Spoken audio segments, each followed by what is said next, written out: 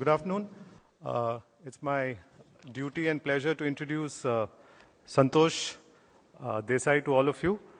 He's here to talk about reaching out to the youth, which we believe is an important area that both AMCs and distributors should be looking at, given that that's probably one of our biggest strengths as a country. I think this demographic advantage should be taken, cognizance of, and a lot of work needs to be done. I think there is a certain amount of recognition that the youth do form an important part. Focus a little bit and move to brand consulting, and is the MD of Future Brands.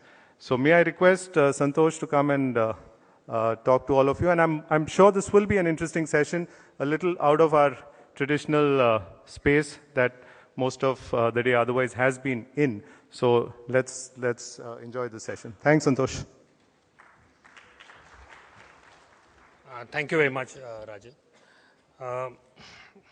Like Rajan has kind of warned you, this is going to be, I'm absolutely not an expert in this area of mutual funds, and this is a room full of experts in that particular area.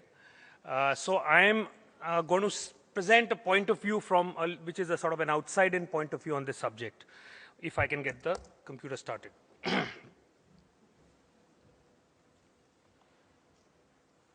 And looking at the opportunity there. Again, like I said, that I'm not in a position to comment from a business perspective as to what is the role that youth would play in mutual funds.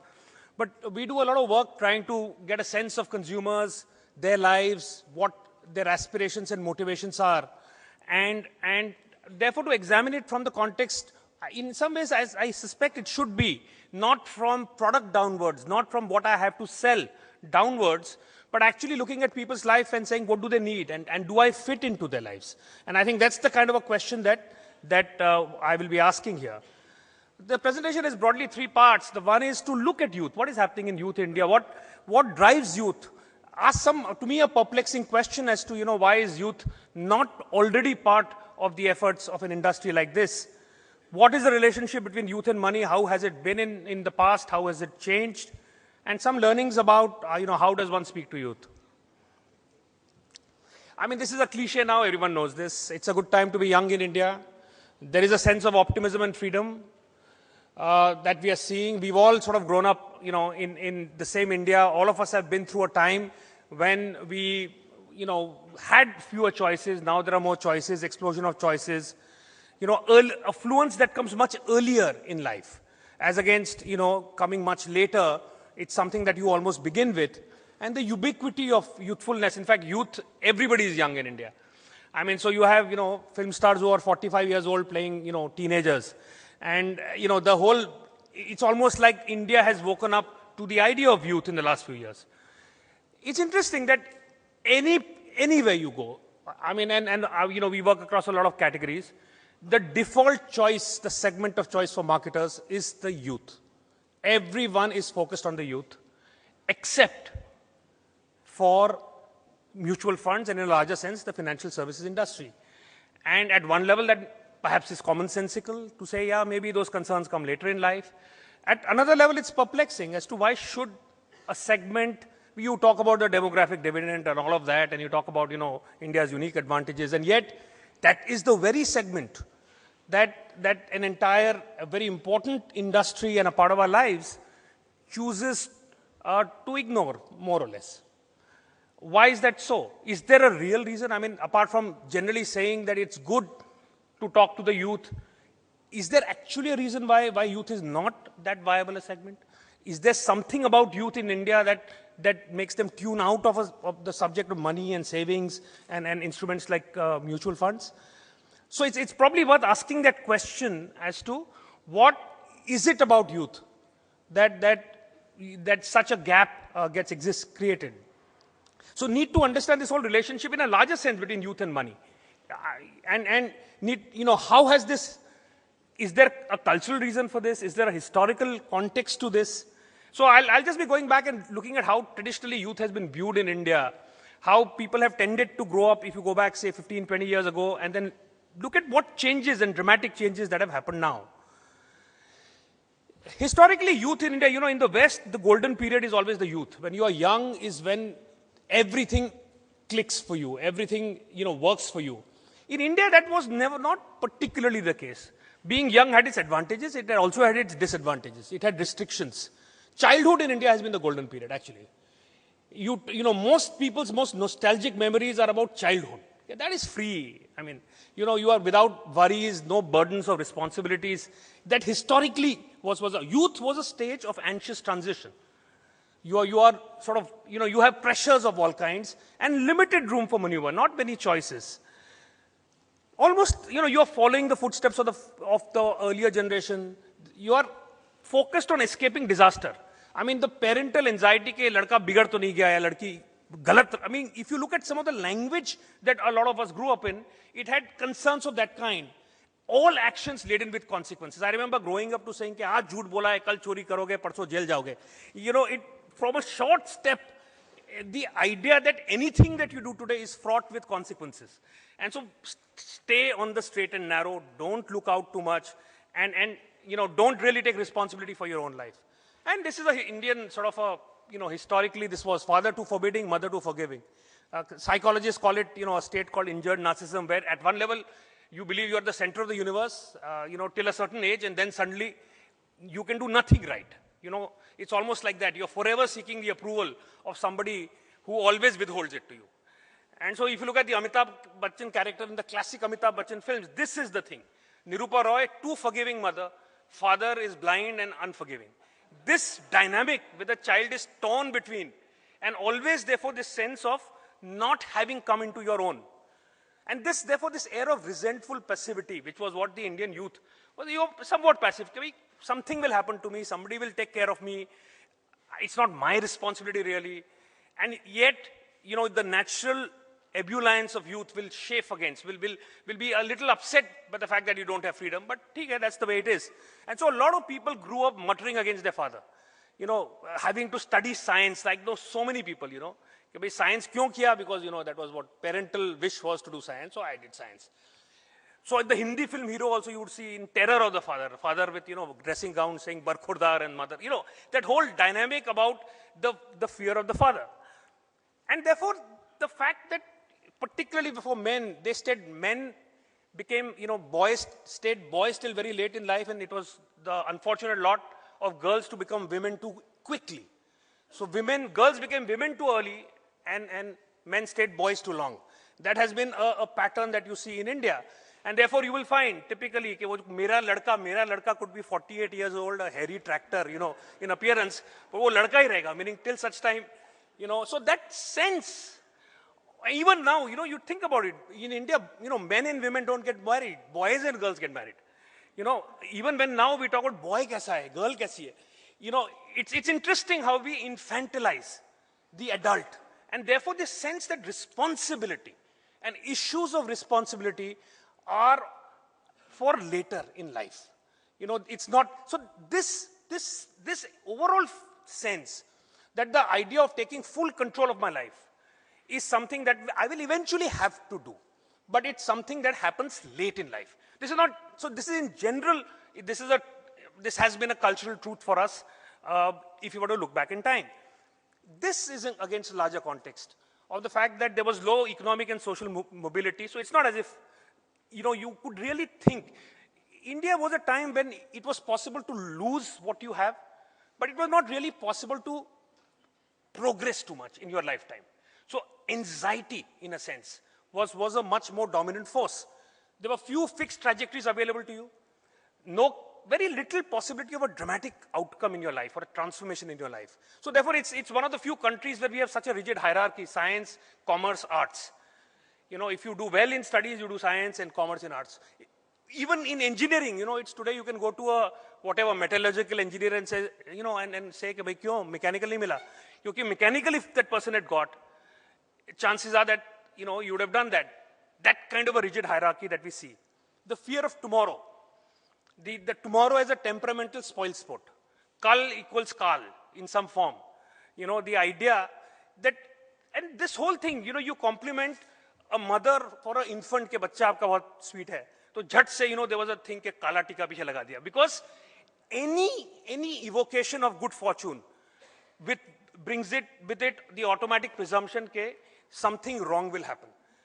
And you find this idea that tomorrow, and for financial instruments, for insurance, this idea that if you do not believe in tomorrow, then you cannot believe in investment.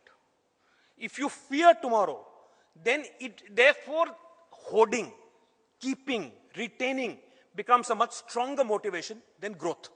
And so it becomes a fundamental variable that impacts industries of this kind. So the touch wood on everything, the whole, and again, popular culture is full of, stories. If you remember the film Waqt, the primary lesson of that film is that don't take pride in your own, in your own success.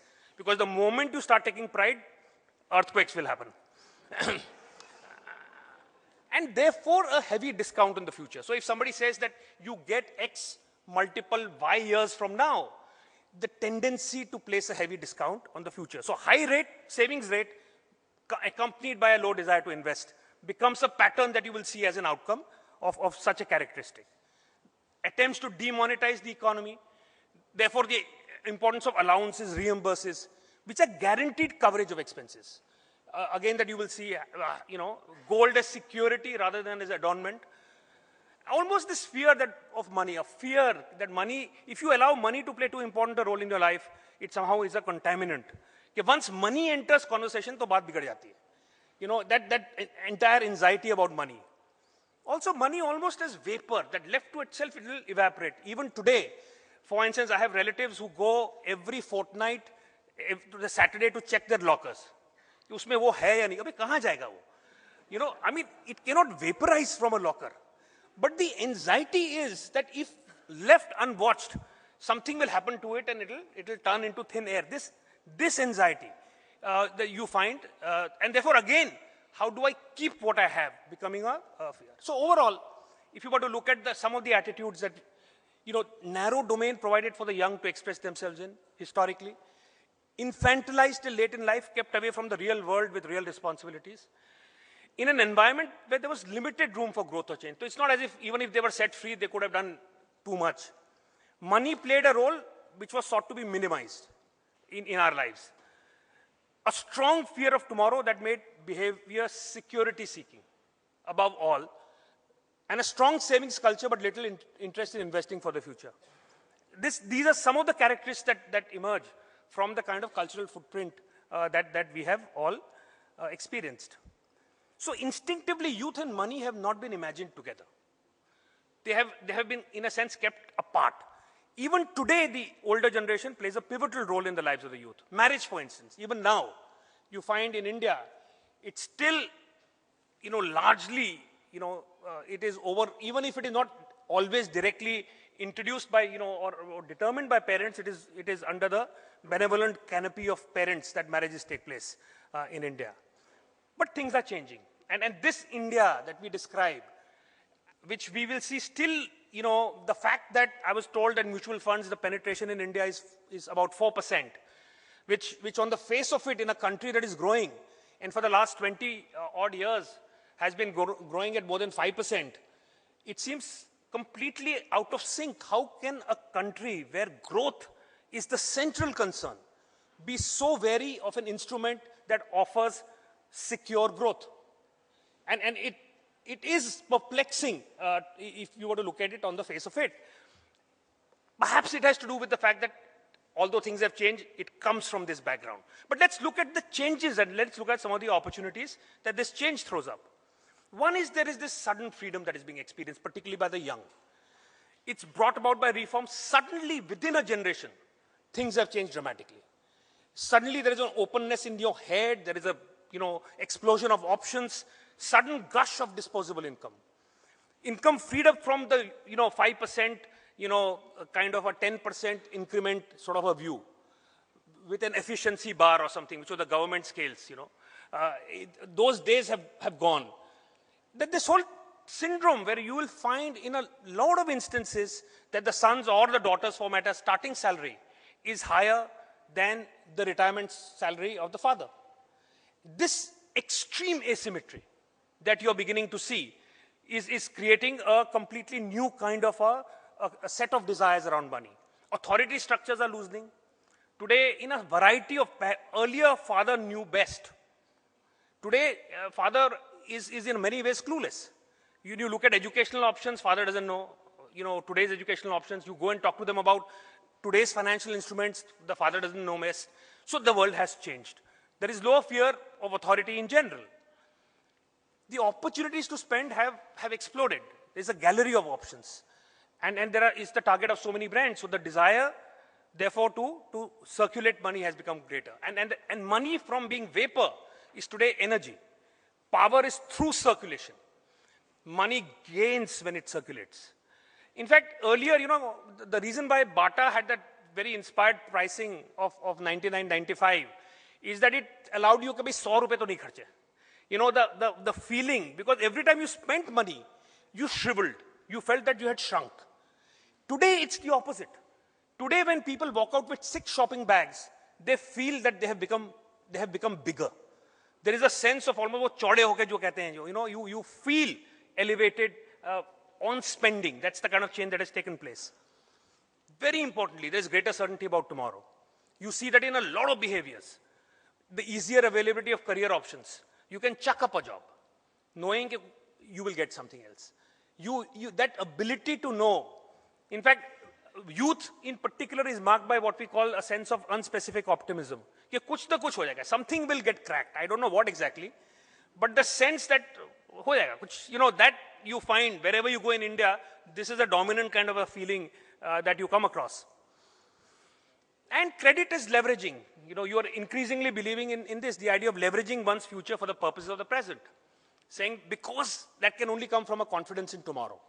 Where you are able to say that tomorrow I will have enough to service my needs for today. Along with that, youth is the one time people know that this is the time to have fun, so you push back responsibility. The strong desire to escape being pinned down by responsibility. Youth almost as escape hatch. This is a period I have where I can really enjoy. I have the money. I don't yet have responsibility that is too much. This is therefore a good time in life.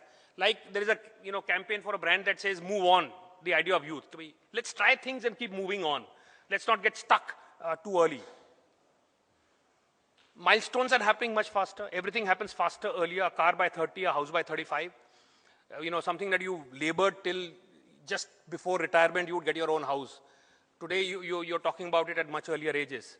So overall, there is a sea change in youth, radically new consumption power, greater freedom to act as per desires, and desires becoming more important. A seductive choice economy has sprung up all around us, and there are many more avenues to spend. The thing is, and this is the core sort of thesis, if you like, that I have today, is that spending and how to spend, where to spend, what do you get out of spending has been marketed wonderfully well. Through a variety of forces acting together, brands, advertising, malls, media, all of them tell us how good it is to spend. When you spend money, you feel very good. You feel elevated. These are so many ways of spending money. The consumer has become the fundamental unit of the, of the world. But savings have not been marketed at all. And this is the fundamental, to my mind, the fundamental dichotomy, that we have spent so much energy in marketing spending in a variety of ways. You call it X, you call it Y, you call it beauty, you give it any name you like. But when you look at how well have we marketed the idea of saving, and you find that yes, maybe insurance as a category, has become more active. But by and large, we think of the difference between last, 20 years ago and now primarily as saying we spend more. We are a consumer economy. But the consumer economy has to be funded by a savings economy. And savings rates in India continue to be extremely healthy. But the marketing of savings perhaps is not as, visible. So how do you do this? How do you market savings to youth? The thing about youth is actually at one level talking to youth is very simple. You show young people, very crudely speaking, show young people, make them say yo. To put it, very crudely and ineffectively. So it should not be that much of a problem. The problem is a conceptual problem. The problem is actually, it's not that simple.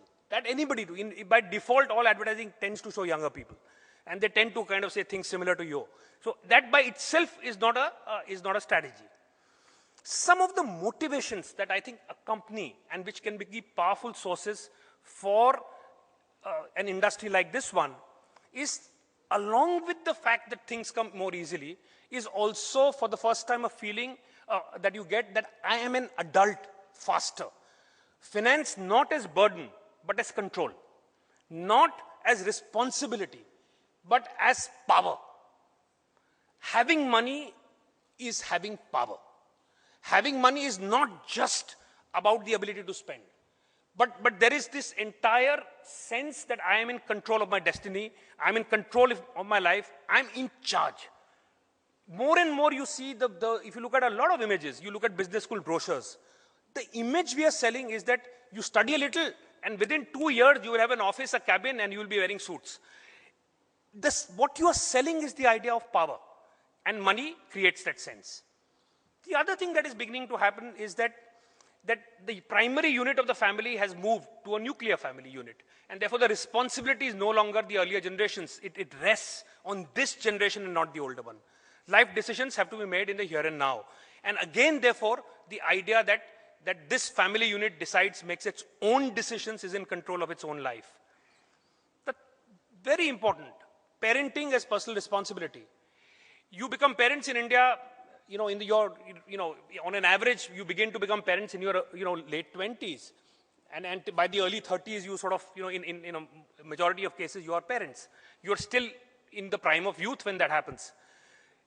It's interesting, parenting as a verb is a new idea. Till an earlier generations, nobody was nobody thought of parenting as a job.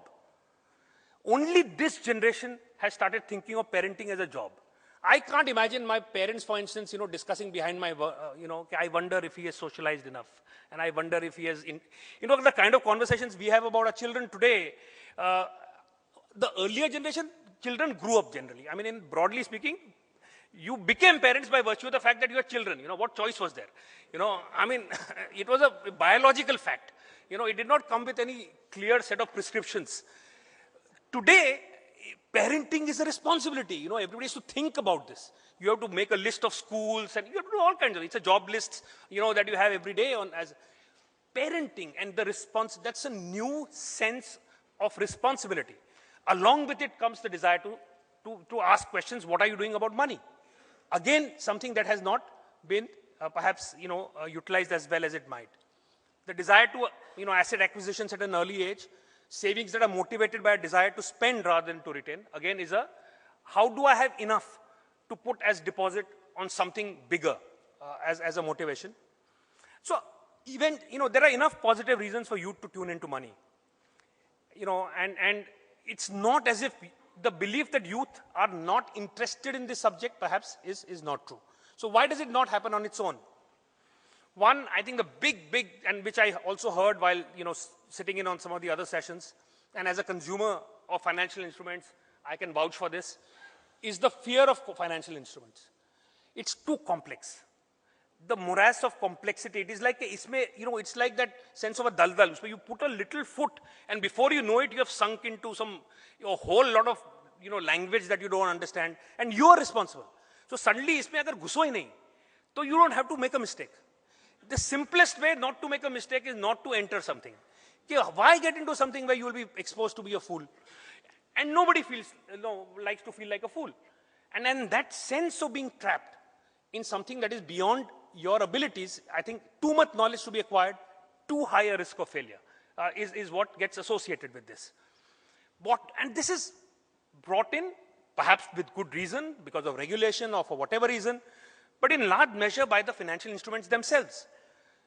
It's presented with a very high degree of difficulty, and there is little interest in consumers.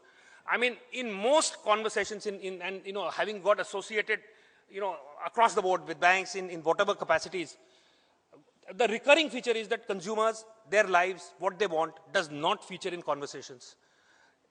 Most conversations are inside out. They're technical conversations.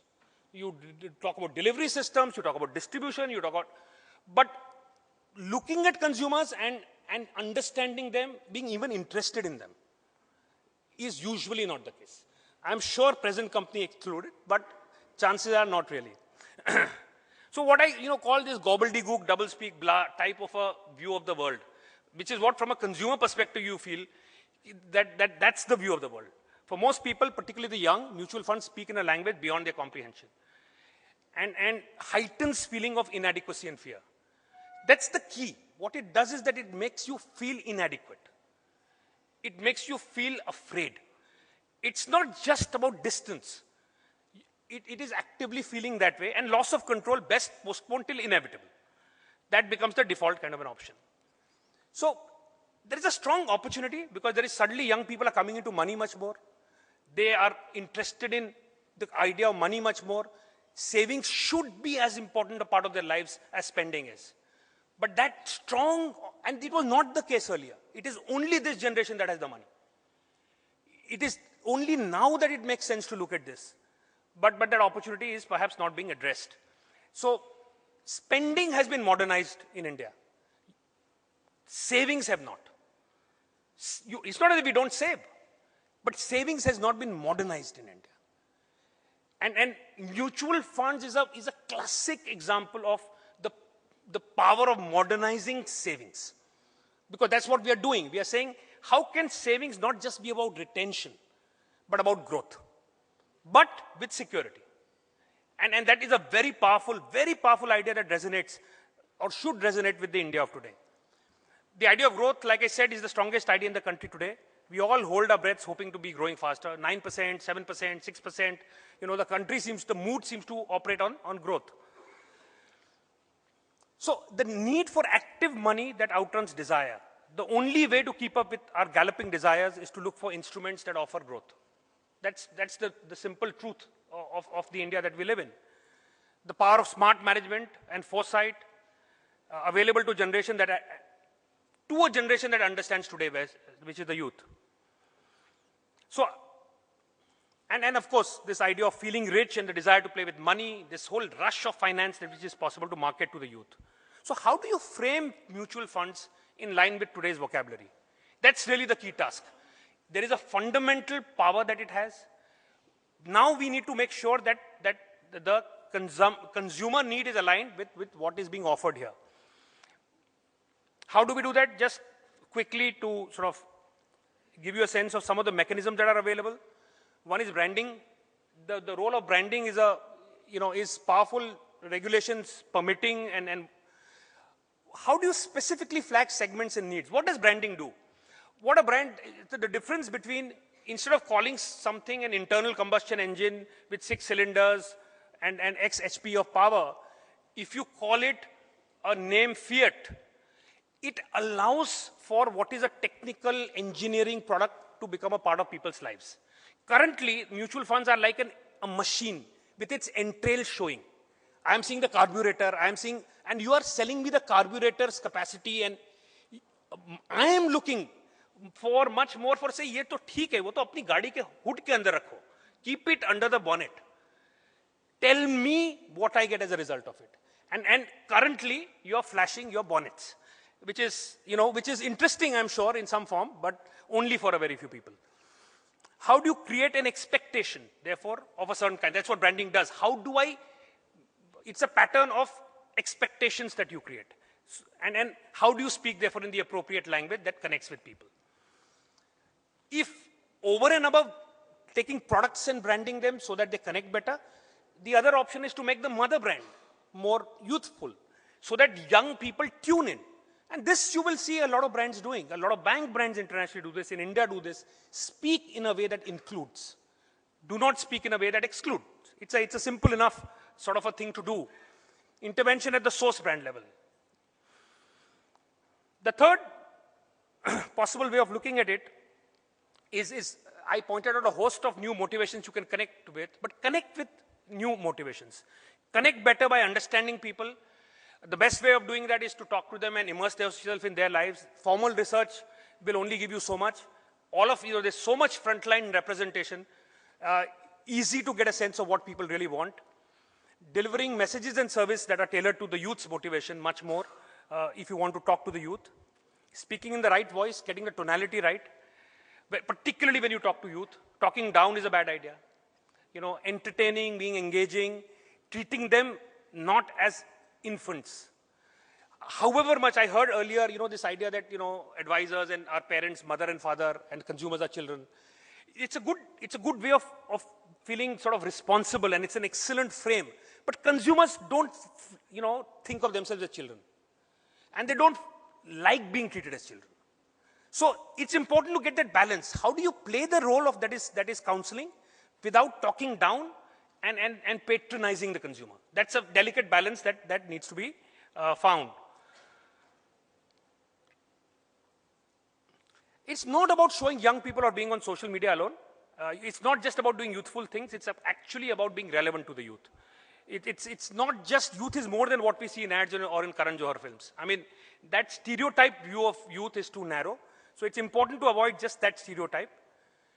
The other very important way, particularly where you require some counseling and some talking, is to create engaging experience. Whether it is young achievers meets, the idea that young people have the money, have the smarts to be able to engage with questions like this, I think is important. Ambassadors for I don't mean brand ambassadors that are celebrities, but people who engage, knowing how to engage with youth, looking at what kind of on-ground events can be created, and using digital and social media intelligently. It's a people-to-people engagement. The best way to explain complex things is when people take on the responsibility to explain to other people like them, because they use their own language. That's the best way of doing that. And so speaking in English, by which I mean speak in sort of everyday kind of language to the extent possible. Having young people respond to queries so that, there is an equal wavelength. Implanting it in popular culture. Why the best way in which something actually becomes a part of our lives, if you see it as an effortless part of, say, a film or a television serial. Many, many such opportunities to become a part of people's lives. But finally, it is, I think, and this is the most important thing, is to believe in one's own relevance.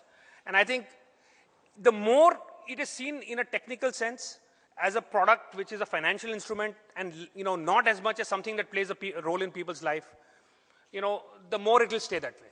And so it's a self-fulfilling prophecy of a certain kind. That you tell yourself that this is too complicated for you, it will be too complicated for me. The beginning it's an inside-out beginning that needs to be made. It's a beginning that begins in a room like this. And really speaking, from the outside, I feel that as an instrument, nothing is more relevant to the mood of India than mutual funds. That unique combination of the fact that I offer security, but I offer growth. That combination is the mood of the country today. If penetration is only 4%, then it is definitely important to ask searching questions of oneself. Thank you.